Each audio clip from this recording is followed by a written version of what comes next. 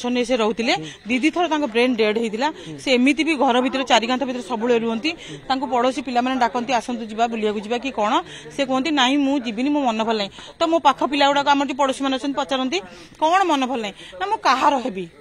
तांकर गोटे भर्सन थिला जे मु कहार हेबी माने ए भर्सन पुछर कारण कोन कहार आपन कहार हेबी माने मु मार हेबी ना स्त्री हेबी माने पूरा माने परिवार तरफ मानसिक निर्यातना निहात मते तो लागुची मेंटली से बहुत डिप्रेशन थे बहुत टॉर्चर होतला आई थिंक मु सॉरी टू से मु सुनतो आज्ञा तांको विषय एते वेल नोन तांको व्यू मु तांको ही कहूची जे मु कहार हेबी रो मीन्स टा कोन माने केतल जानले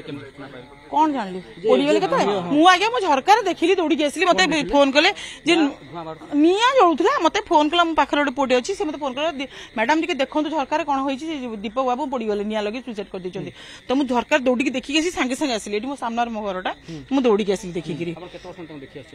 हाँ तथापि 5 to 6 years मुझे देखिए जब से घर गलानी जिते वर्ष घर गलानी देखुची मिसुची भल से वेल नोन से भी मत कहते 3 मास मानसिक निर्यातना 2-3 मास भेरी बिफोर आहरी पूर्व हम आज्ञा